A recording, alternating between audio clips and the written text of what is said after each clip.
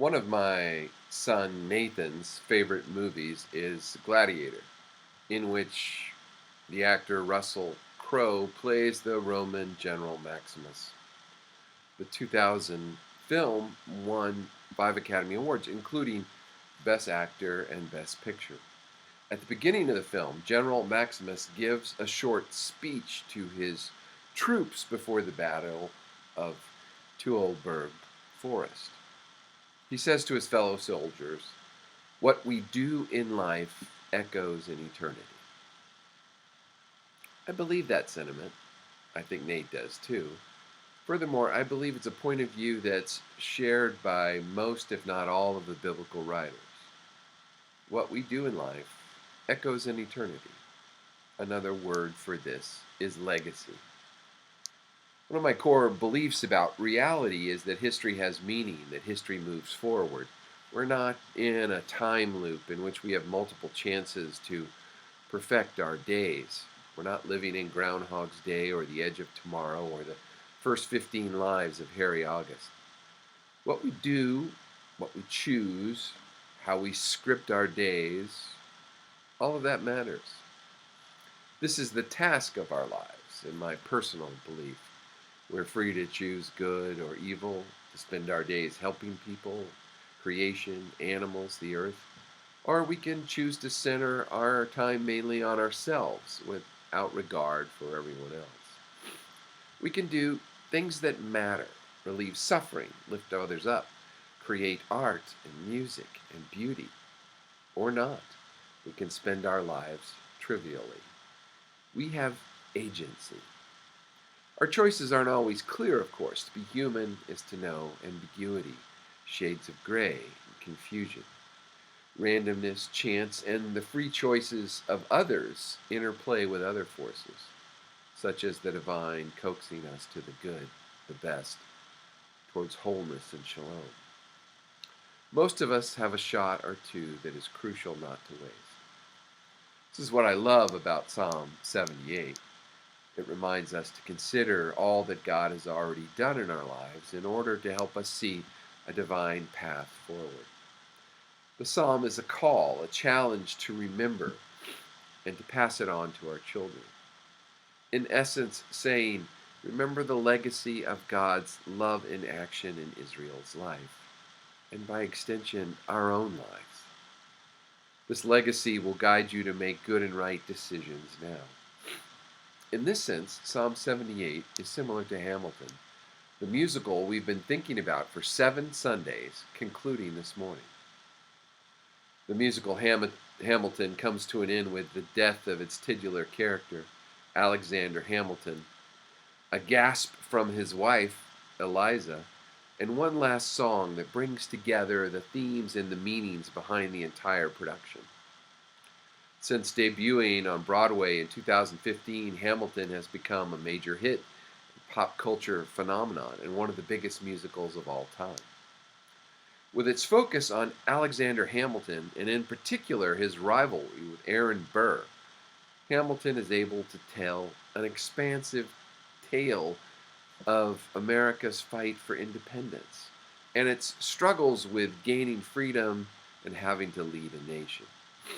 At the same time, though, it's able to give an intimate account of Alexander and Eliza's marriage and the key players within that. The personal and the political intertwine across the musical's runtime, bringing things to its tragic denouement. Hamilton's big finale sees Alexander cross the river into New Jersey, where everything is legal, to have a duel with Burr, which results in Hamilton's death. It then comes to a close with many of the major players coming back on the stage for one last big performance that sums up the entire show, bringing its story and its character arcs to a fitting conclusion. Here's what happens in Hamilton's ending and what it all might mean, at least to me. The rivalry between Alexander Hamilton and Aaron Burr leads to a duel that Hamilton should win because he's a good shot, and Burr himself notes that he is not. But it's Burr who comes out on top. And that's not due to skill or luck, though, because Hamilton chooses not to shoot at his opponent, instead raising his gun to the sky before the count of 10. Something Burr clearly doesn't realize as he fires on Hamilton all the same. This links Alexander's death to that of his son Philip, who was killed dueling in the same way in almost the exact same spot. Since it's Alexander who advised his son to raise his personal pistol to the sky, then he himself had to follow that advice. He knew what it might cost, but he also knew he couldn't in good conscience be responsible for taking the life of another, because he knows the pain of losing someone. A frequent refrain throughout Hamilton is that he is not throwing away his shot, but that's exactly what he does in a literal sense in the final moments. And yet at the same time, he's also taking a shot for one last time. Hamilton, both the musical and its lead character, are obsessed with the idea of legacy. Hamilton is haunted by his impending doom, with frequent references to it, and death herself appearing as a secret character in Hamilton by way of the Bullet, a member of the ensemble who appears at key moments. The Bullet represents Death's slow march towards Hamilton throughout the show and interacts with characters in key moments of foreshadowing. But it's not so much about dying, but how he'll be remembered. After the musical's first duel, Hamilton is reproached by George Washington. Later, the would-be first president teaches Hamilton of the centrality of legacy. In these final moments, Hamilton takes his shot to be remembered, hopefully, as a better person than he often was. Burr, meanwhile, has to face a ruined reputation as the man who killed Alexander Hamilton. At the end of Hamilton's final song, Who Lives, Who Dies, Who Tells Your Story, Alexander returns to the stage for a brief moment of reconciliation with Eliza. She then stands alone in front of the crowd and gives a tearful gasp, clutching at her breast before the lights go down on the entire production. It's a poignant climax to the musical, but it's also an intriguing one as well, with plenty of speculation as what Eliza's gasp really meant. The ambiguity is part of what makes the moment so great.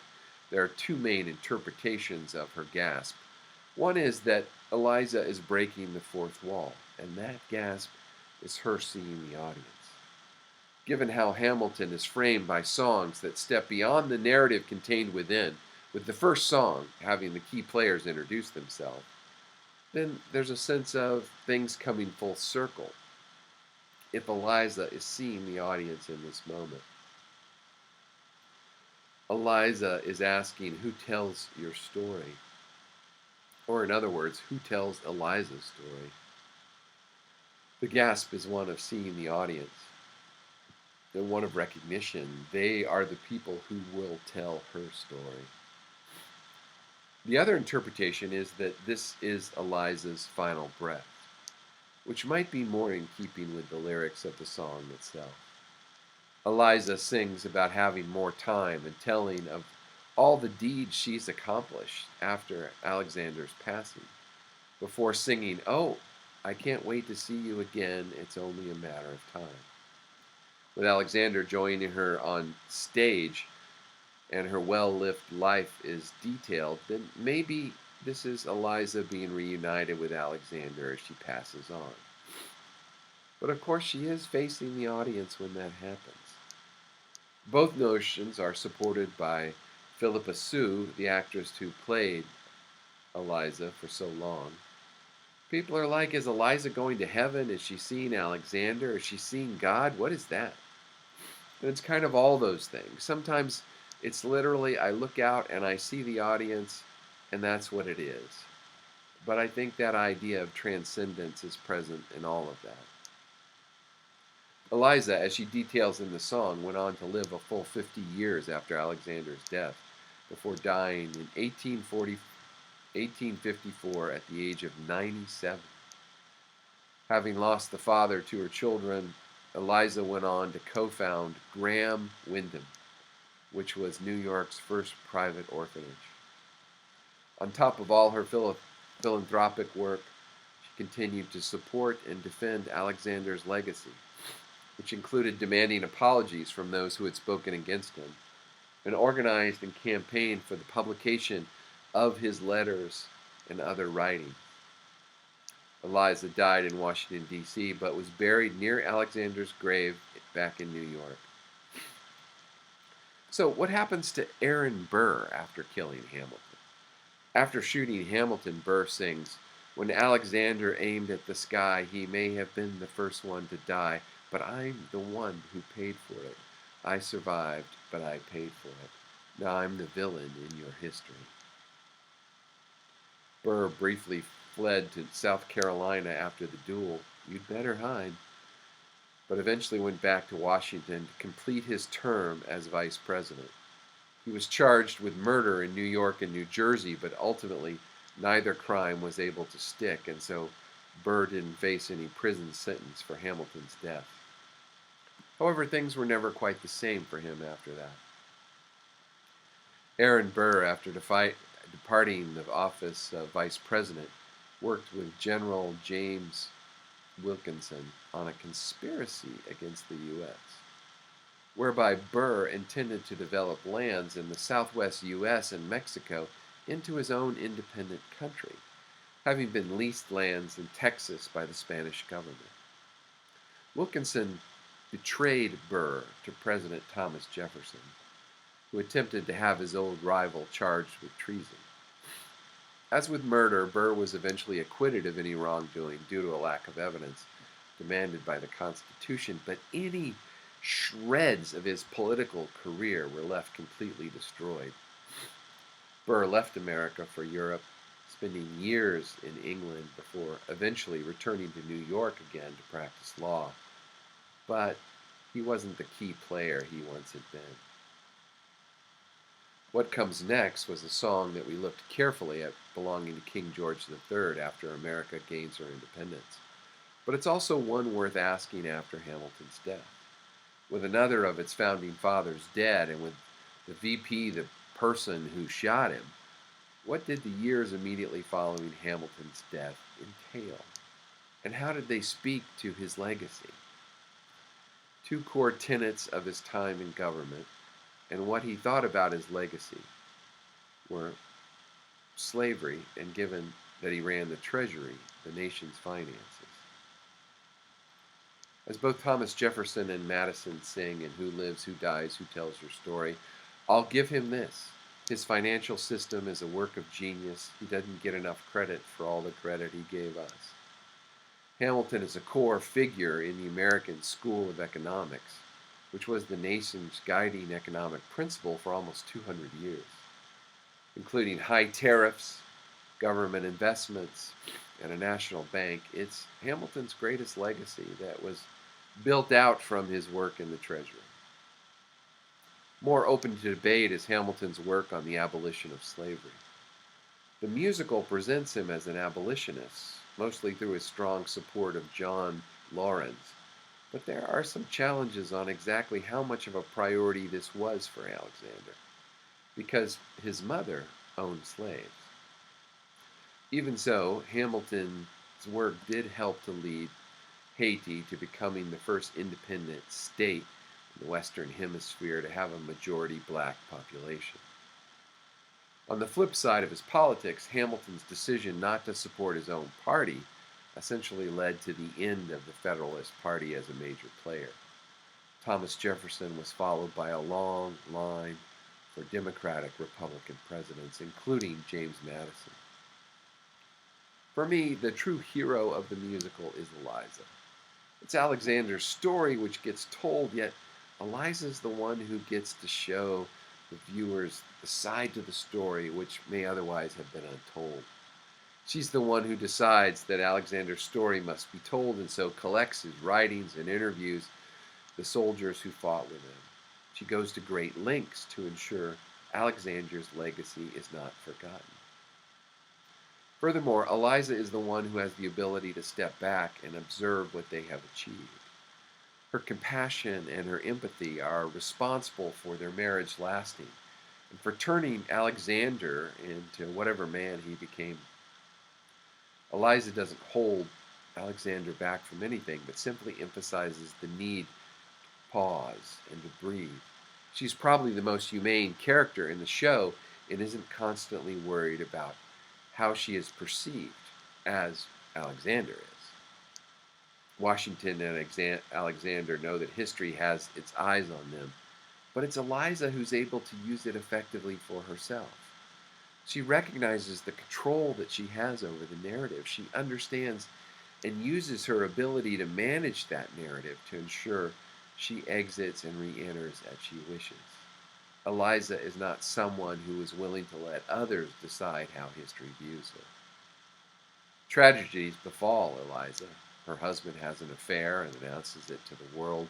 She loses her son and then her husband as well, both to arrogance and stupidity. Eliza, however, doesn't spend her days in tears, but transforms herself into the one that continues to do the work that needs to be done. She's the unwilling, tragic hero who overcomes her circumstances. When the viewers are first introduced to Eliza, she says she's not someone who likes to grab the spotlight. However, the life she leads takes her into the spotlight and makes her into a hero anyway. While it is Alexander's biography, it is Eliza who is left standing at the end of the show. Alexander moves to the side to let Eliza take center stage as she takes up the mantle. It is her patience, compassion, and ability to move ahead despite the many tragedies in her life that transform her completely into the real star of Hamilton. In a more obvious sense, Hamilton's final song, Who Lives, Who Dies, Who Tells Your Story, is a question directly about Alexander Hamilton, who, until the musical was released, did not receive the same attention as America's other founding fathers. As Angelica sings, every other founding father's story gets told, every other founding father gets to grow old. History is not only told by the victor, with his premature death perhaps ruling him out of the books in a broader sense, but just how selective history in general can be. The question of who tells your story is directed at the audience, and ultimately it fell to Lin-Manuel Miranda to tell the story of Alexander Hamilton. This falls into a bigger picture of what the musical is trying to do, not least through Hamilton's cast made up mostly of people of color, and with the decision to make most of the music rap and hip-hop, or at least linked closely to those genres.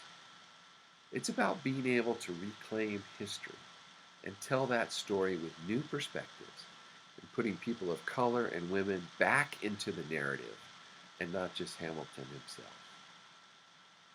Even going broader than that, the final song thematically links with the entire musical, seen through songs like History Has Its Eyes on You, about the power and the importance of legacy, of how they can be framed in different ways depending on the perspective of the person telling the story. Hamilton wants to control his legacy, but in his duel with Burr, he realizes that's not possible. Hamilton does not get to control his legacy because he isn't the one writing it. He throws away his shot because, as he notes in the penultimate number, legacy, what is a legacy? It's planting seeds in a garden you never get to see. I wrote some notes at the beginning of a song someone will sing for me. So our psalm this morning in our musical reminds us that we are planting seeds for a garden that we will never get to see. Time to plant wisely, don't you think? Who tells your story?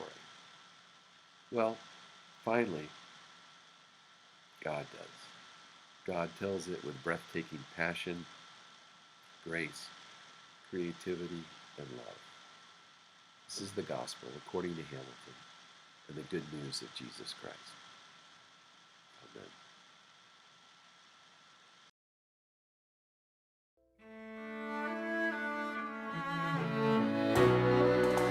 me tell you what I wish I'd known when I was young and dreamed of glory.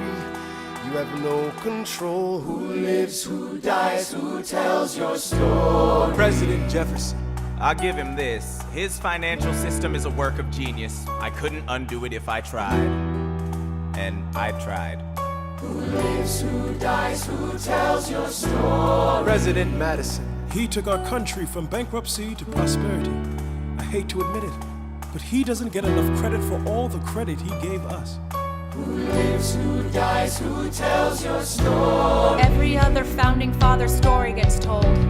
Every other founding father gets to grow old. And when you're gone, who remembers your name? Who keeps your flame? Who tells your story? Who tells your story? Who tells your story? Eliza, I put myself back in the narrative.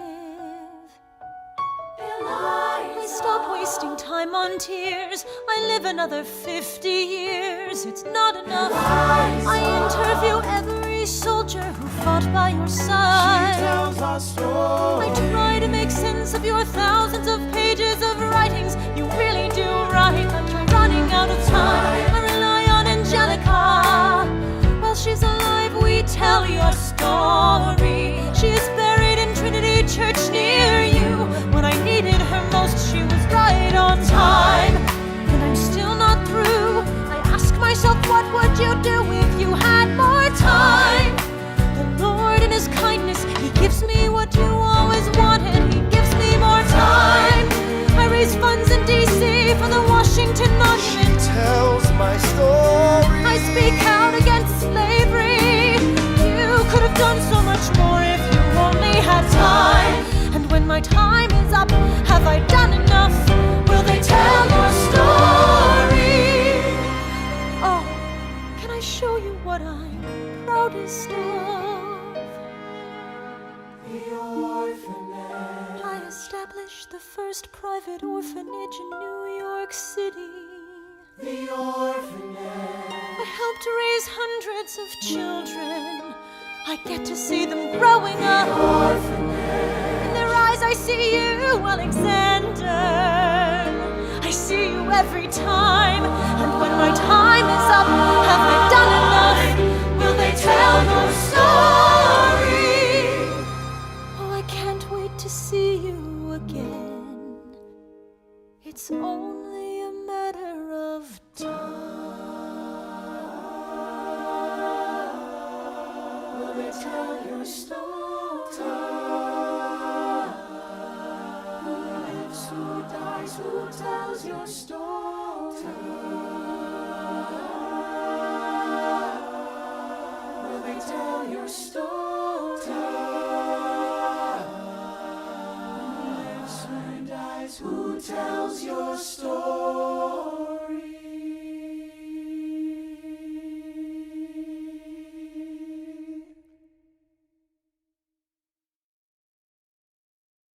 Depart now in the company of Christ the Creator, and as you go, remember, by the goodness of God you were born into this world.